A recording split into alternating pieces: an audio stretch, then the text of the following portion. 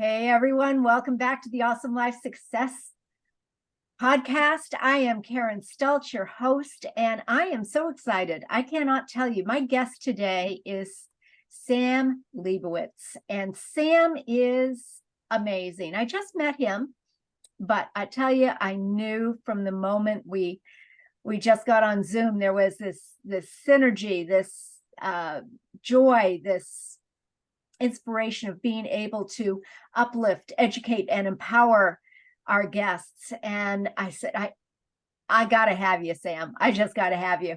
Thank you, Karen. Thank you. He is, well, let me read you his bio here. He's so cool in so many different directions. So who knows where this conversation is going to take us. But Sam Liebowitz is known as the Conscious Consultant. Now, isn't that perfect for the Awesome Life podcast? He is a facilitator, a mentor, speaker, healer, and serial entrepreneur. He's the host of the top-rated radio show, The Conscious Consultant Hour, and is a 3-time best-selling author and the author of the #1 empowerment book, Everyday Awakening. He has been in business since 1993 and has owned several successful businesses. His current ventures include Talking Alternative Broadcasting and the Double Diamond Wellness in Manhattan. Sam has lectured in several venues in New York City, including being a featured speaker at a TEDx in the Upper West Side in 2016. So welcome, Sam. Thank you, Karen. Thank you. It's always fun to hear someone else reading your bio because, you write it and you send it out to people, but you don't often hear it yourself. I know. And you can even say it to yourself, but it comes off differently in somebody else's voice, doesn't it? Yes, exactly. I hope I did you justice because it's quite remarkable, all that you've done, all that you are still doing. And you do, if you watch us on YouTube, and be sure to come over to YouTube and see this handsome gentleman with the uplift, educate, and empower behind him. So tell me, how did you get into broadcasting and this whole realm of empowerment? Well, those are two different things. Oh, all right. Because I was in the realm of empowerment and inspiration before I got involved in broadcasting. Okay. So, I had been very much into personal development, and I was on a very spiritual path early in my life when I was still in college and just after college. And for a number of reasons, I got very far away from that. And then after I got married, my wife, who is a therapist, was very open and very interested in learning new things.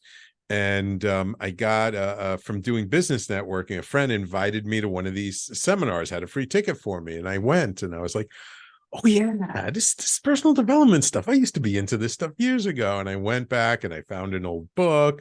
I found some old recordings, and went to some Tony Robbins seminars, T. Harv Eker, got into all this stuff. And then from that, I met this local group of people who would meet once a month and talk about like all the things you learn in the seminars, but sometimes you forget to put into practice.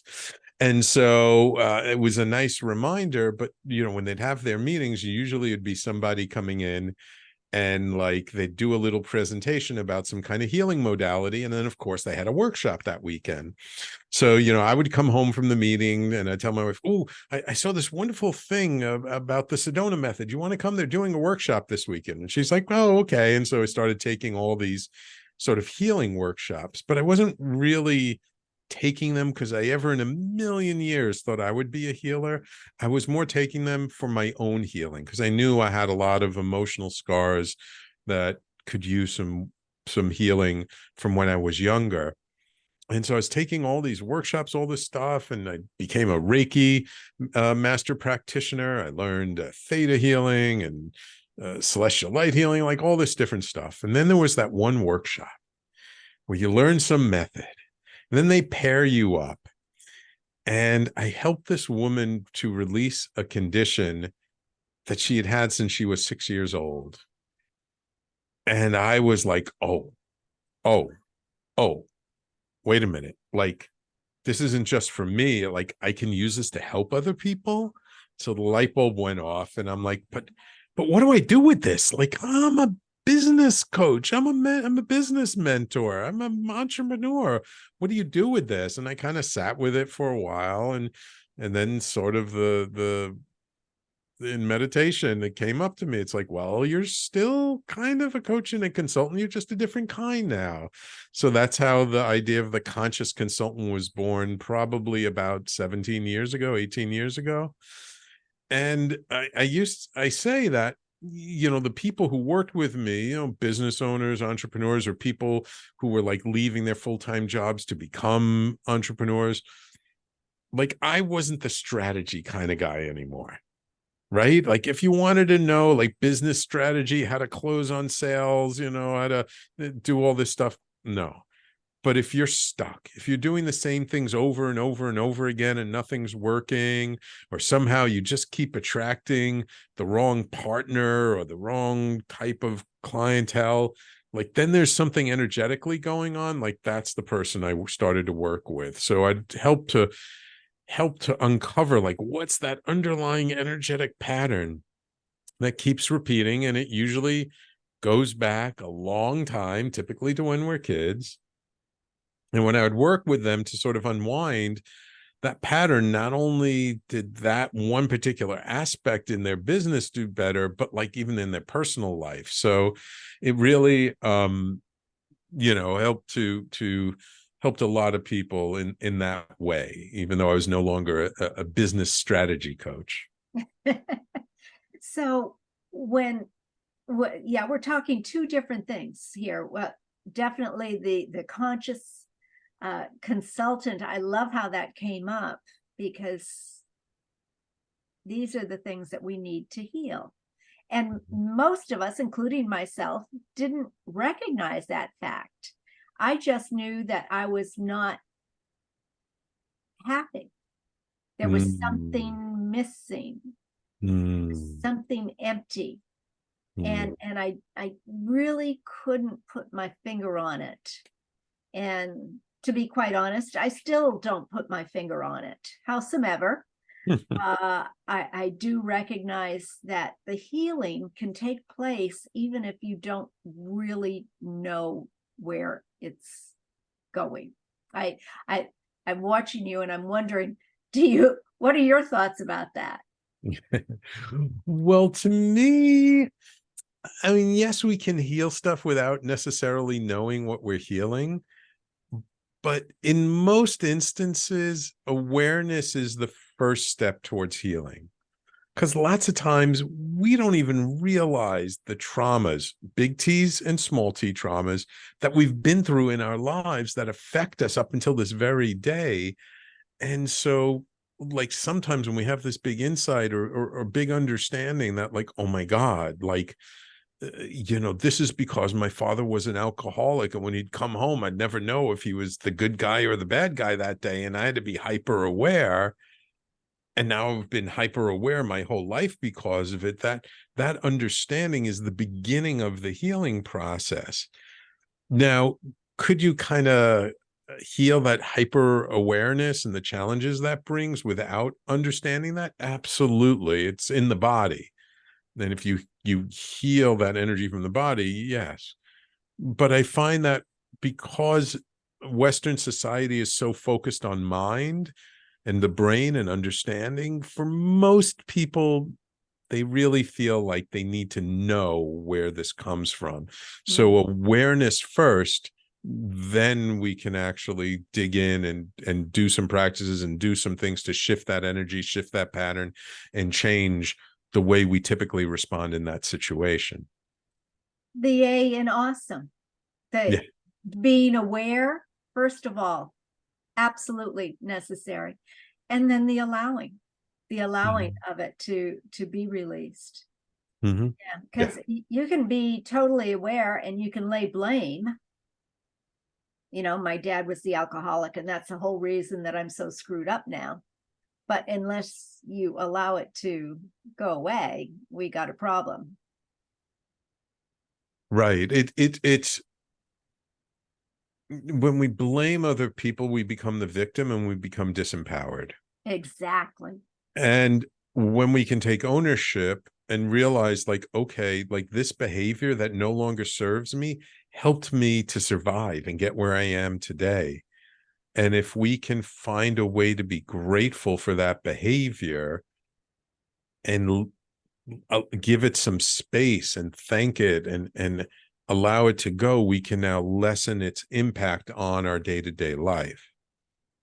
But a lot of it sort of starts with our own internal healing work. Like, it's not about making, going and saying something to your dad. It's about what's going on inside of us. Yeah. And when we shift that, it's not even shifting the perspective. When we shift our identity and we shift what it is that, how we need to show up in the world, like if we no longer need to show up in a certain way, like then our energy shifts, and then people notice we're different, and they're like, oh, like, what are you doing? How did that change? And then things naturally unfold from there. Isn't it fascinating the way that works? I always seeing it and living exactly what you're saying, being aware of ourselves first and allowing the shift of energy and not blaming, not being the victim, and just then noticing what's going on around you. And it's like, dang, that was so easy. Why didn't I do that years ago? Well, mostly because you didn't have the right mentor, such as yourself. Or you just weren't ready. You weren't ready. Exactly. Like when we're ready, the proper mentor, facilitator, healer shows up. Yeah. We release it, but it usually doesn't happen before we're actually ready to confront it and face it and heal it. Exactly. So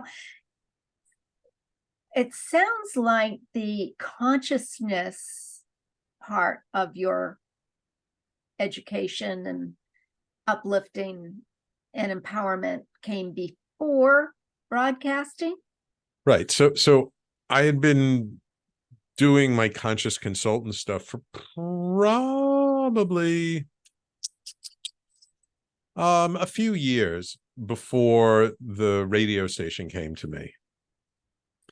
And it's a very New York story. So people who are New Yorkers or former New Yorkers will appreciate this. Because people always ask me, so how did you end up with this? And I always say the same thing. I met a guy at a party. I was at a friend's apartment in the spring of 2010. And a mutual friend of ours brings this guy to the party and says, Sam, you got to talk to my friend. I'm like, okay. What do you ask somebody you know nothing about? So what do you do? And I could see he's a little awkward in a social situation. He's got a shaved head and he's looking around. I'm like, so what do you do? And he's like, oh, I'm an acupuncturist. I'm like, oh, that's kind of cool. I know a bunch of healers and not too many acupuncturists. But in his next breath, he was like, but I've decided to become a Buddhist monk and I'm selling off all my worldly possessions. And I'm like, oh, that's kind of different. I'm like, well, have you sold off your business yet? And he goes, no, not yet, but I'm talking to some people. And I'm like, well, I network a lot. I know a lot of people. Maybe I can help you sell your business. And he was like, oh, that's wonderful. It would be really good karma for you, helping someone to go into the monkhood. I'm like, okay. And we're talking a little bit more. And then he's telling me, oh, yeah, and I started this internet radio station last year. And I'm like, wait a minute. That sounds a little familiar. Acupuncturist, radio station? Like, what's your name again?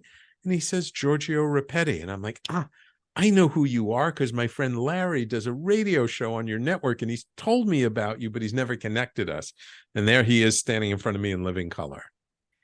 So a week later, we get together in his office, and I'm like, look, if I'm going to help you sell your business, I need to know the good, the bad, the ugly. What are the numbers like? What are the challenges? What's the potential?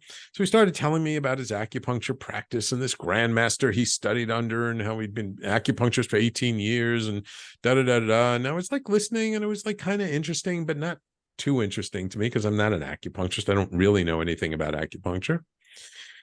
And then he starts talking about the radio station. And this I got interested in because I have a background in technology and I have a background in public speaking, but I never thought about going into broadcasting. So he's telling me about the internet radio station, how he started it, and how he had been on Gary Knowles' radio show many times, and he took some of the ideas from him. And this I started to get really interested about. And by the end of this 2.5 hour long meeting, I kind of jokingly said to him, I go, this is like getting two businesses for the price of one. This is such a good deal. I'm like, if I can't find someone to buy your business, I'll just buy it myself. And we all both laugh at it because I'm not an acupuncturist. What am I going to do with an acupuncture practice? So I go home that night and I talk to my wife about it. And I remember the evening because it was our wedding anniversary.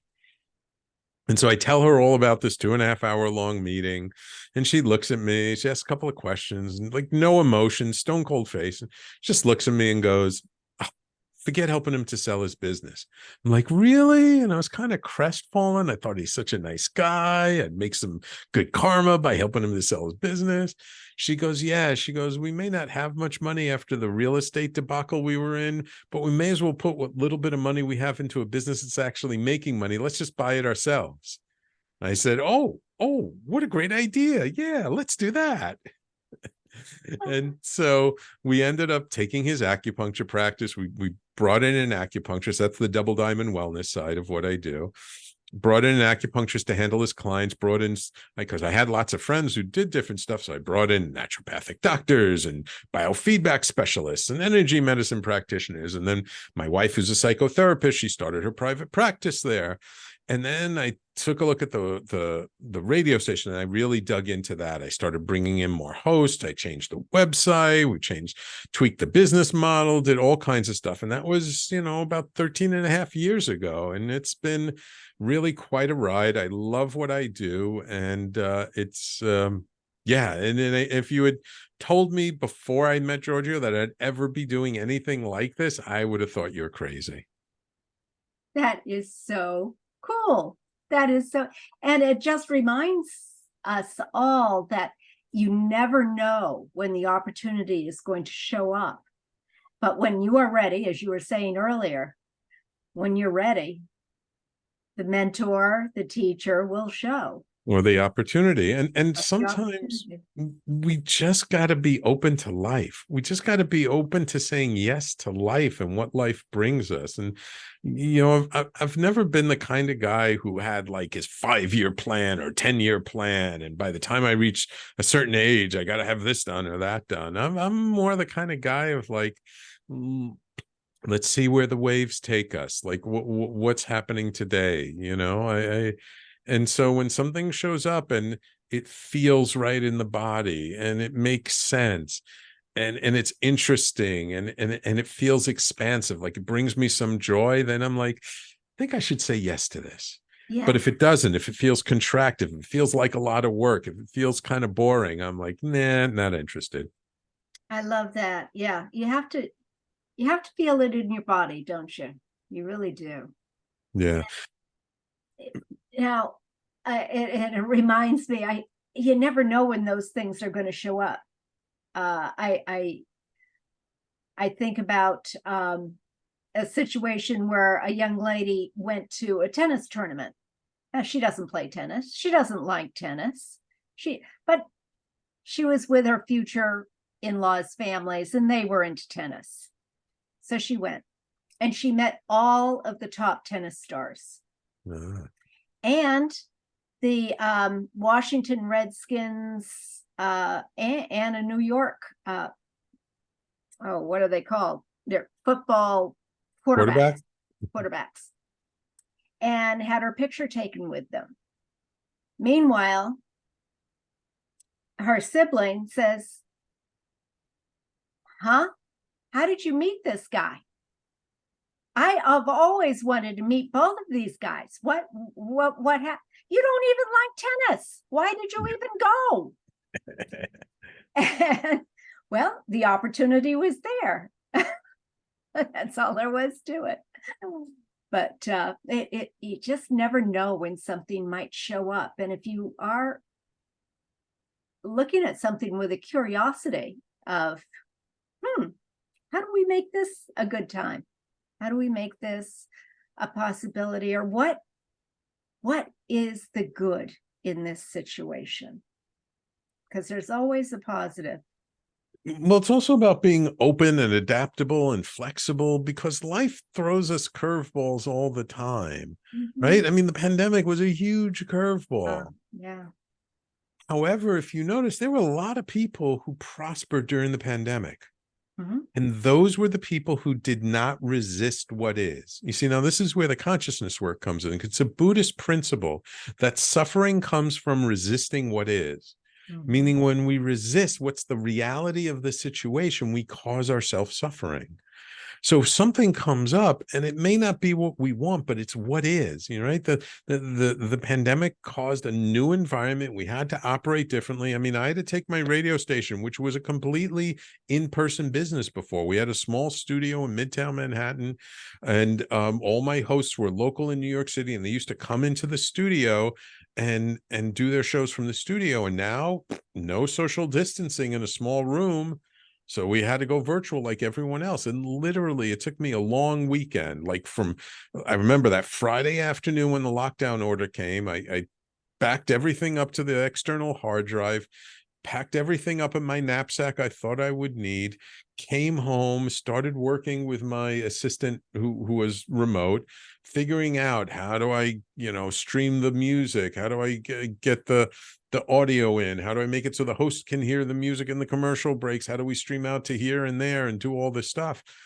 And at the time, the first show of the week was Tuesday evenings. And up until like Monday night late, I was still debugging it and getting everything to work. But Tuesday, we launched the show, went off without a hitch. And so I literally transformed our business from an in-person business to a virtual business over a long weekend. And thank goodness that I did, because now most of my hosts aren't even in New York City. Yeah, that is so interesting. They're not even in New York. Wow. Yeah, I mean, I've had hosts from around the globe. I've had people from as far away as London, England, to Sydney, Australia work with me, all across the United States. I mean, right now my hosts are from New Jersey, Long Island, Connecticut. I mean, I do have a couple in New York City. I have a woman, my most recent host is in Asheville, North Carolina. I'm talking to people in Texas, California, Florida, all over the place, even Canada. So even though we're talkradio.nyc, New York City, we have people on the network from all over the place. And I'm a native New Yorker. And if you ask any native New Yorker, we all know, like, New York is the center of the universe. So I'm okay with people being in other places. Exactly. New York is the center of I love New York. I do. I haven't been there in a long time, but I love it. And, it is interesting because it is how you look at it. And with COVID, it was a challenge for most people. And yet for me, it was like, yes, this is what I didn't want COVID by any stretch of the imagination. I wanted to do my work over the internet, which I knew worked, but the people around me wanted to see me in person. Right. And I said, but I want to expand. I want to go worldwide. And I can't do that if I keep seeing people in person who cancel their appointments before I. Exactly. So, I mean, to me, it's just a huge lesson in being flexible and adaptable, because those people who resisted what was, who didn't want, who thought, oh, this is only going to be a couple of weeks, I don't need to do anything, I'll just take some time off.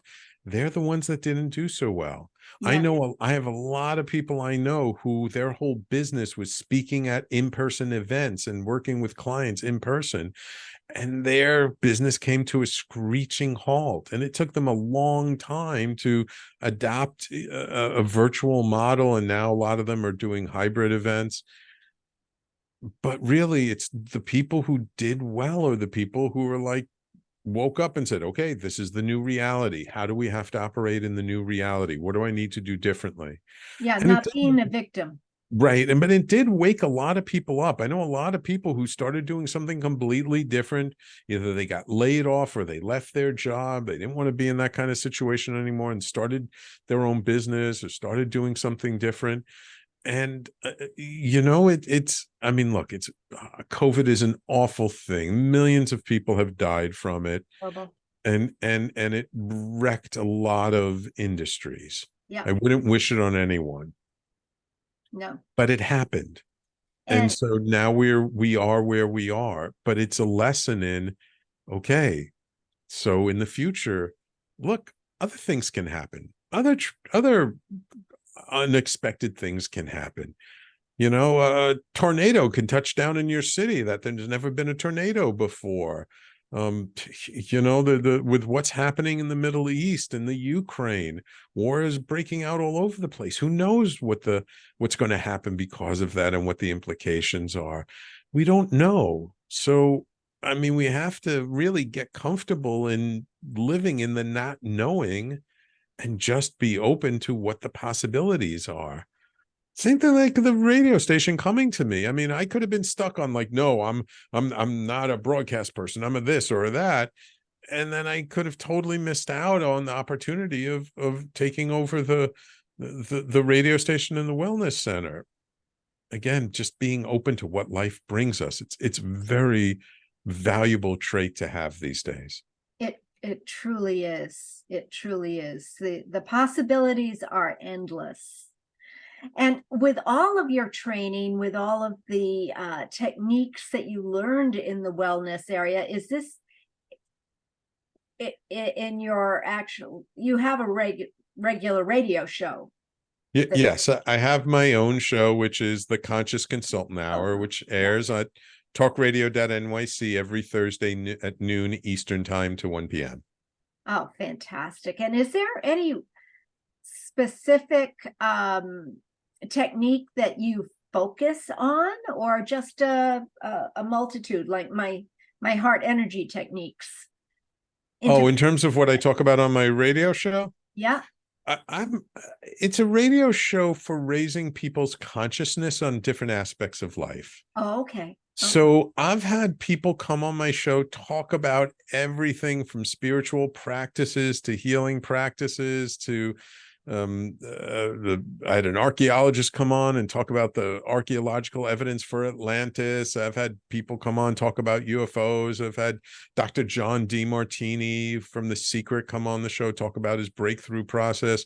I had on Dr. Raymond Moody, who was the gentleman who wrote Life After Life, the first book that popularized reincarnation in the West.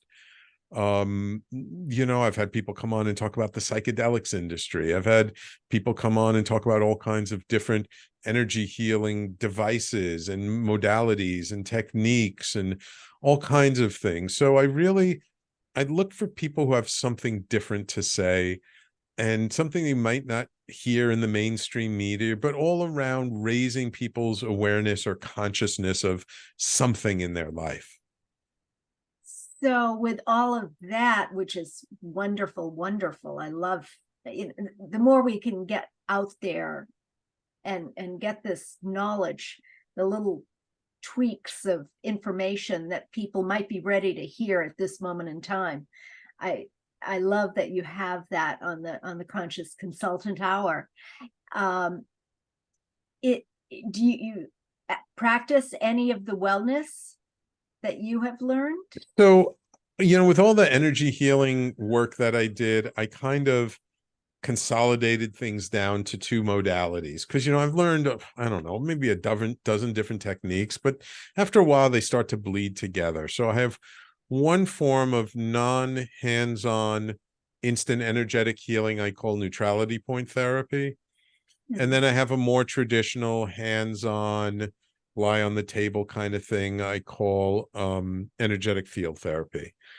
I don't necessarily do a lot of that anymore, but I do. I had a woman come to me a couple of weeks ago who I'd done sessions with several years ago, who is now looking to get pregnant, and and she's in the neighborhood, so I went to her place and did some healing work for her. So I still practice them. I don't quite do them as much as I used to, because these days I'm more interested in empowering people to help heal themselves. I'm more looking to use things and find ways where people kind of heal the internal wounds, and then from healing those internal wounds, external the external symptoms from those wounds start to fade. And when those start to fade, they don't go away, but when they fade, they don't have the trigger that affects your body anymore. Well, it's quite interesting, because usually most of the challenge comes from not somebody else doing something that triggers us, but it's from our triggered response. Yeah. And so when we find a way to be okay with the other person being the way they are, and recognizing that maybe what they're doing is triggering us, but now we don't necessarily have the emotional charge around the trigger, then we respond more consciously. Then we respond with more awareness, and we're responding, not reacting. That is the key, isn't it? Absolutely. And that's where our sovereignty is. That's where our agency is. That's where our ability to really show up as who we truly are comes into play. Yeah. Yeah. That's when we become empowered, when we can respond to things rather than react. And we need space for that. So we have to sort of create that space internally first, like creating that space in our nervous system, so that we notice something, we don't react right away. We add some awareness to it, and we notice what's going on, and then we can choose to respond consciously instead of from an instinctual reactive level. Mm-hmm. Mm-hmm. Oh, this has been so fantastic, Sam. I really love everything you do. I can relate to so much of it. And I love the fact that you have kind of consolidated that into your own unique way of energy healing, much like my heart energy techniques are kind of put together, even though there is nothing new in this world. It's just how it's put together that makes it a little bit unique. And different people resonate with different people. So you can have many practitioners all doing the same thing, but different people will go to different practitioners because maybe one's a man, one's a woman, one's younger, one's older. There are all kinds of different things that cause somebody to appeal to us. So this is why I'm never one who has a scarcity mindset. I believe there's an abundance of work for everyone. There's abundance of prosperity for everyone. We just have to stand strong in who and what we are, be truly vulnerable and authentic. And that's when people are drawn to us, because then they're like, yeah, like this is my pain. And then they're like, oh yeah, I have that pain too. And so they get that feeling that we understand them, and then they come to us. Yeah. And it's a good thing, because with 80 billion people in the world, we can't do it all. 8 billion. Yeah. 8 billion, sorry. I like to add that extra zero. I don't know why. Yeah, 80 billion would be, planet would be really crowded right now. Yeah, it's crowded enough. Thank you. But anyway, unfortunately, that's another whole story. But Sam, how can people get in touch with you? I have just loved having you on this show, but how can people get in touch with you? Well, thank you so much for having me on your show, Karen. I really appreciate the opportunity. And I know it's, you like to be careful who you expose your audience to. So for my mentoring and coaching and healing work, Sam at the theconsciousconsultant.com. Consultant is singular. So sam@theconsciousconsultant.com. And for the radio station, it's even simpler, sam@talkradio.nyc. And I'm happy to if people are interested in what it takes to have a radio show on our network and what makes us different from just a regular podcast, I'm more than happy to talk with people about that. And that's actually how we met. Somebody thought that it might be beneficial. And Yes. I learned some of the differences. I have a lot more of learning to do, the differences between podcasts and broadcasts, but it is fascinating. It really, truly is. So thank you. And I know you have shared so much with us already, but do you have any final thoughts before we go?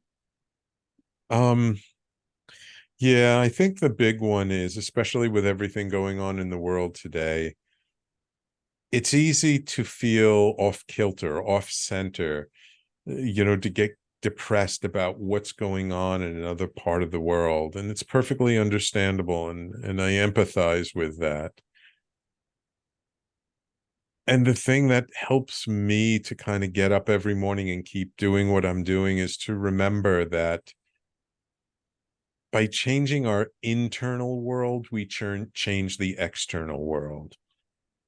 So if you're concerned about violence, if you're concerned about conflict, it's just all the more reason to look internally to what conflict is within ourselves.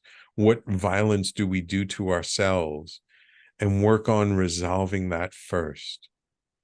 And when we can be more at peace in our internal world, we will see more peace in our external world. Amen to that. Indeed, indeed. We had Maine. I live in Maine, where everything is the way life should be, and it's no longer.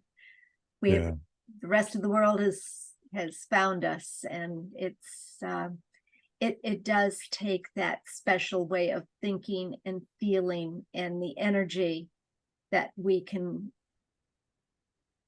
give ourselves does go out into the world. Yeah, and for someone to do what that gentleman did up in Maine, it's horrific. But happy people don't do things like that. And so, I mean, if somebody is so in pain, so tortured that they're willing to take the lives of other innocent people just randomly, it's there's no excuse for it. And to have less of that in the world, we really need to be concerned about other people's well-being, and not just from a physical, sense of do they have food, clothing, and shelter, but their mental well-being as well. Happy people don't do things like that. So obviously there's a lot of pain in his world. And those are the kinds of things we need to focus on if we really want to change the world. Totally agree. Totally agree. Well, Sam, thank you. Thank you again so much for being part of the Awesome Life Success podcast. And I am so grateful to have met you, and I look forward to the next time. Thank you very much, Karen. I truly appreciate it. And thanks to all your listeners to listen to my ramblings throughout the hour. I appreciate it.